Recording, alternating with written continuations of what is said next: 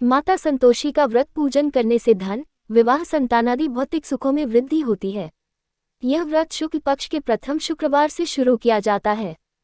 तारांकन तारांकन तारांकन तारांकन तारांकन तारांकन तारांकन तारांकन तारांकन तारांकन संतोषी माता के व्रत की पूजन विधि। सुख सौभाग्य की कामना से माता संतोषी के 16 शुक्रवार तक व्रत किए जाने का विधान है। सूर्योदय से पहले उठकर घर की सफाई इत्यादि पूर्ण कर लें। स्नानादि के पश्चात घर में किसी सुंदर व पवित्र जगह पर माता संतोषी की प्रतिमा या चित्र स्थापित करें। तारांकन माता संतोषी के सम्मुख एक कलश जल भर कर रखें।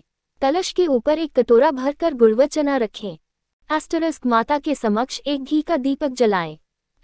माता को अक्षत, फूल, सुगंधित गंध, नारियल, लाल वस्त्र या चुनरी अर्पित करें। तारांकन माता संतोषी को गुड़ व चने का भोग लगाएं। तारांकन संतोषी माता की जय बोलकर माता की कथा आरंभ करें। इस व्रत को करने वाला कथा कहते व सुनते समय हाथ में गुड़ और भुने हुए चने रखे। सुनने वाला प्रगट, संतोषी माता की जय, इस प्रकार जय जयकार मुख से बोलता जावे।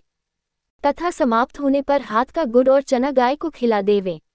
कलश के ऊपर रखा गुड़ और चना सभी को प्रसाद के रूप में बांट देवे। कथा से पहले कलश को जल से भरे और उसके ऊपर गुड़ व चने से भरा कटोरा रखे। कथा समाप्त होने और आरती होने के बाद कलश के जल को घर में सब जगहों पर छिड़के और बचा हुआ जल तुलसी की क्यारी में सींच देवे। बाजार से गुड़ मोल लेकर और यदि गुड़ घर में हो तो वही काम में लेकर व्रत करे। व्रत करने वाले को श्रद्धा और प्रेम से प्रसन्न मन से व्रत करना चाहिए।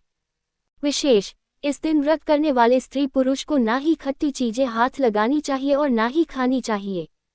तारांकन तारांकन तारांकन तारांकन तारांकन तारांकन तारांकन तारांकन तारांकन तारांकन संतोषी माता की व्रत कथा। एक बुढ़िया थी जिसके 7 बेटे थे। उनमें से 6 कमाते थे और एक न कमाने वाला था। वह बुढ़िया उन 6 को अच्छी रसोई बनाकर बड़े प्रेम से खिलाती पर 7वें को बचा खुचा झूठन खिलाती थी। परंतु वह भोला था, अतः मन में कुछ भी विचार नहीं करता था। एक दिन वह अपनी पत्नी से बोला, देखो मेरी माता को मुझसे कितना प्रेम है। उसने कहा, वह तुम्हें सभी की झूठन खिलाती है, फिर भी तुम ऐसा कहते हो, चाहे तो तुम समय आने पर देख सकते हो। एक दिन बहुत बड़ा त्योहार आया। बुढ़िया ने 7 प्रकार के भोजन और चूरमे के लड्डू बनाए। 7वां लड़का ये बात जांचने के लिए सिर दुखने का बहाना करके पतला कपड़ा ओढ़कर सो गया और देखने लगा माँ ने उनको बहुत अच्छे आसनों पर बिठाया और 7 प्रकार के भोजन और लड्डू परोसे। वो उन्हें बड़े प्रेम से खिला रही है। जब वे 6 उठ गए तो माँ ने उनकी थालियों से झूठन इकट्ठी की और उनसे एक लड्डू बनाया। फिर वह 7वें लड़के से बोली, अरे रोटी खा ले। वह बोला, माँ मैं भोजन नहीं करूँगा, मैं तो परदेश जा रहा हूँ। माँ ने कहा, कल जाता है तो आज ही चला जा। वह घर से निकल गया। चलते समय उसे अपनी पत्नी की याद आई जो गौशाला में कंडे थाप रही थी। वह बोला, हम विदेश को जा रहे हैं, आएंगे कछु काल। तुम रहियो संतोष से, धर्म अपनो पाल। इस पर उसकी पत्नी बोली, जाओ पिया आनंद से, हमारी सोच हटाए। राम भरोसे हम रहे, ईश्वर तुम्हें सहाय। देहु निशानी आपनी, देख धरूं मैं धीर। सुधी हमारी ना बिसारियो, रखियो मन गंभीर। इस पर वह लड़का बोला, मेरे पास कुछ नहीं है, यह अंगूठी है, सो ले और मुझे भी अपनी कोई निशानी दे दे। वह बोली, मेरे पास क्या है, ये गोबर भरे हाथ है। ये कहकर उसने उसकी पीठ पर गोबर भरे हाथ की थाप मार दी। वह लड़का चल दिया। ऐसा कहते हैं, इसी कारण से विवाह में पत्नी पति की पीठ पर हाथ का छापा मारती है। चलते समय वह दूर देश में पहुंचा। वह एक व्यापारी की दुकान पर जाकर बोला, भाई मुझे नौकरी पर रख लो। व्यापारी को नौकर की जरूरत थी, अतः बोला, तनख्वाह काम देखकर देंगे, तुम रह जाओ। वह सवेरे 7 बजे से रात की 12 बजे तक नौकरी करने लगा। थोड़े ही दिनों में सारा लेन देन और हिसाब किताब करने लगा। सेठ के साथ 8 नौकर चक्कर खाने लगे। सेठ से उसे 2-3 महीने ने आधे मुनाफे का हिस्सेदार बना दिया। 12 वर्ष में वह नामी सेठ बन गया और उसका मालिक उसके भरोसे काम छोड़कर कहीं बाहर चला गया। उधर उसकी औरत को सास और जेठानियां बड़ा कष्ट देने लगी। वे उसे लकड़ी लेने जंगल में भेजती, कूसे की रोटी देती, फूटे नारियल में पानी देती। वह बड़े कष्ट से जीवन बिताती थी। एक दिन जब वह लकड़ी लेने जा रही थी तो रास्ते में उसने कई औरतों को व्रत करते देखा। वह पूछने लगी, बहनों ये किसका व्रत है, कैसे करते हैं और इससे क्या फल मिलता है? तो एक स्त्री बोली, ये संतोषी माता का व्रत है, इसके करने से मनोवांछित फल मिलता है। इससे गरीबी, मन की चिंताएं, राज के मुकद्दमे, कलह, रोग नष्ट होते हैं और संतान, सुख, धन, प्रसन्नता, शांति, मनपसंद वर मिले व बाहर गए हुए पति के दर्शन होते हैं। उसने उसे व्रत करने की विधि बता दी। उसने रास्ते में सारी लकड़ियां बेच दी व गुड़ और चना ले लिया। उसने व्रत करने की तैयारी की। उसने सामने एक मंदिर देखा तो पूछने लगी, यह मंदिर किसका है? वो कहने लगे, ये संतोषी माता का मंदिर है। वो मंदिर में गई और माता के चरणों में लौटने लगी। वो दुखी होकर विनती करने लगी, माँ, मैं अज्ञानी हूँ, मैं बहुत दुखी हूँ, मैं तुम्हारी शरण में हूँ, मेरा दुख दूर करो। माता को दया आ गई। एक शुक्रवार को उसके पति का पत्र आया और अगले शुक्रवार को पति का भेजा हुआ धन मिला। अब तो जेठ जेठानी और सास नाक सिकोड़ के कहने लगे, अब तो इसकी खातिर बढ़ेगी, ये बुलाने पर भी नहीं बोलेगी। वो बोली, पत्र और धन आवे तो सभी को अच्छा है। उसकी आंखों में आंसू आ गए। वो मंदिर में गई और माता के चरणों में गिरकर बोली, हे माँ, मैंने तुमसे पैसा कब मांगा था? मुझे तो अपना सुहाग चाहिए। मैं तो अपने स्वामी के दर्शन और सेवा करना मांगती हूँ। तब माता ने प्रसन्न होकर कहा, जा बेटी, तेरा पति आवेगा। वो बड़ी प्रसन्नता से घर गई और घर का काम काज करने लगी। उधर संतोषी माता ने उसके पति को स्वप्न में घर जाने और पत्नी की याद दिलाई। उसने कहा, माँ, मैं कैसे जाऊं? परदेश की बात है, लेन देन का कोई हिसाब नहीं है। माँ ने कहा, मेरी बात मान, सवेरे नहा धोकर मेरा नाम लेकर घी का दीपक जलाकर दंडवत करके दुकान पर बैठना। देखते देखते सारा लेन देन साफ हो जाएगा, धन का ढेर लग जाएगा। सवेरे उसने अपने स्वप्न की बात सभी से कही तो सब दिल्लगी उड़ाने लगे। वे कहने लगे कि कहीं सपने भी सत्य होते हैं। पर एक बोए ने कहा, भाई, जैसे माता ने कहा है वैसे करने में क्या डर है? उसने नहा धोकर माता को दंडवत करने घी का दीपक जलाया और दुकान पर जाकर बैठ जाया। थोड़ी ही देर में सारा लेन देन साफ हो गया, सारा माल बिक गया और धन का ढेर लग गया। वह प्रसन्न हुआ और घर के लिए गहने और सामान वगैरह खरीदने लगा। वह जल्दी ही घर को रवाना हो गया। उधर बेचारी उसकी पत्नी रोज लकड़ियां लेने जाती और रोज संतोषी माता की सेवा करती। उसने माता से पूछा, हे माँ, ये धूल कैसी उड़ रही है? माता ने कहा, तेरा पति आ रहा है, तू लकड़ियों की 3 बोझ बना ले। एक नदी के किनारे रख, एक यहाँ रख और तीसरा अपने सिर पर रख ले। तेरे पति के दिल में उस लकड़ी के गट्ठे को देखकर मोह पैदा होगा। जब वह यहाँ रुककर नाश्ता पानी करके घर जाएगा, तब तू लकड़ियां उठाकर घर जाना और चौक के बीच में गट्ठर डालकर जोर जोर से 3 आवाजें लगाना, सासू जी, लकड़ियों का गट्ठा लो, भूसे की रोटी दो और नारियल के खोपटे में पानी दो। आज मेहमान कौन आया है? इसने माँ के चरण छुए और उसके कहे अनुसार सारा कार्य किया।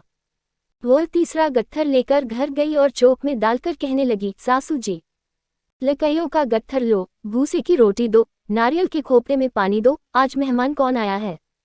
ये सुनकर सास बाहर आकर कपट भरे वचनों से उसके दिए हुए कष्टों को भुलाने ले लिए कहने लगी, बेटी, तेरा पति आया है, आ मीठा भात और भोजन कर और गहने कपड़े पहन। अपनी माँ के ऐसे वचन सुनकर उसका पति बाहर आया और अपनी पत्नी के हाथ में अंगूठी देखकर व्याकुल हो उठा। उसने पूछा, ये कौन है?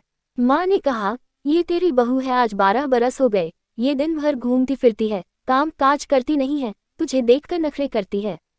वो बोला, ठीक है, मैंने तुझे और इसे देख लिया है, अब मुझे दूसरे घर की चाबी दे दो, मैं उसमें रहूंगा।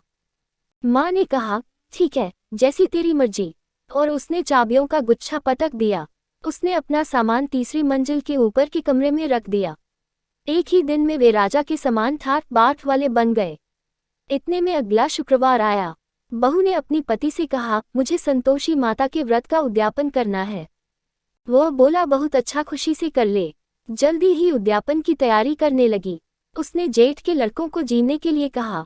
उन्होंने मान लिया। पीछे से जेठानियों ने अपने बच्चों को सिखा दिया, तुम खटाई मांगना जिससे उसका उद्यापन पूरा न हो। लड़कों ने जीन कर खटाई मांगी। बहू कहने लगी, भाई, खटाई किसी को नहीं दी जाएगी, ये तो संतोषी माता का प्रसाद है। लड़के खड़े हो गए और बोले, पैसा लाओ। वह बोली, कुछ न समझ सकी उनका क्या भेद है। उसने पैसे दे दिए और वे इमली की खटाई मंगाकर खाने लगे। इस पर संतोषी माता ने उस पर रोष किया। राजा के दूत उसके पति को पकड़ कर ले गए। वह बेचारी बड़ी दुखी हुई और रोती हुई माताजी के मंदिर में गई और उनके चरणों में गिरकर कहने लगी, हे माता, ये क्या किया? हंसाकर अब तू मुझे क्यों रुलाने लगी? माता बोली, पुत्री, मुझे दुख है कि तुमने अभिमान करके मेरा व्रत तोड़ा है और इतनी जल्दी सब बातें भुला दी। वह कहने लगी, माता, मेरा कोई अपराध नहीं है, मुझे तो लड़कों ने भूल में दल दिया, मैंने भूल से ही उन्हें पैसे दे दिए। माँ मुझे क्षमा करो, मैं दोबारा तुम्हारा उद्यापन करूंगी। माता बोली, जा तेरा पति रास्ते में आता हुआ ही मिलेगा। उसे रास्ते में उसका पति मिला। उसके पूछने पर वह बोला, राजा ने मुझे बुलाया था, मैं उससे मिलने गया था। वे फिर घर चले गए। कुछ ही दिन बाद फिर शुक्रवार आया। वह दोबारा पति की आज्ञा से उद्यापन करने लगी। उसने फिर जेठ के लड़कों को बुलावा दिया। जेठानियों ने फिर वही बात सिखा दी। लड़के भोजन की बात पर फिर खटाई मांगने लगे। उसने कहा, खटाई कुछ भी नहीं मिलेगी, आना हो तो आओ। ये कहकर वह ब्राह्मणों के लड़कों को लाकर भोजन कराने लगी। यथाशक्ति उसने उन्हें दक्षिणा दी। संतोषी माता उस पर बड़ी प्रसन्न हुई। माता की कृपा से 9वें मास में उसके एक चंद्रमा के समान सुंदर पुत्र हुआ। अपने पुत्र को लेकर वह रोजाना मंदिर जाने लगी। एक दिन संतोषी माता ने सोचा कि यह रोज यहाँ आती है, आज मैं इसके घर चलूं, इसका सासरा देखूं। ये सोचकर उसने एक भयानक रूप बनाया। दुर्वचने से सना मुख, ऊपर कुसुम के समान होठ, जिन पर मक्खियां भिनभिना रही थी। इसी सूरत में वह उसके घर गई। देहली में पांव रखते ही उसकी सास बोली, देखो कोई डाकिना रही है, इसे भगाओ नहीं तो किसी को खा जाएगी। लड़के भागकर खिड़की बंद करने लगे। 7वें लड़के की बहू खिड़की से देख रही थी। वह वहीं से चिल्लाने लगी, आज मेरी माता मेरे ही घर आई है। ये कहकर उसने बच्चे को दूध पीने से हटाया। इतने में सास बोली, पगली किसे देखकर उतावली हुई है, बच्चे को पटक दिया है। इतने में संतोषी माता के प्रताप से वहां लड़के ही लड़के नजर आने लगे।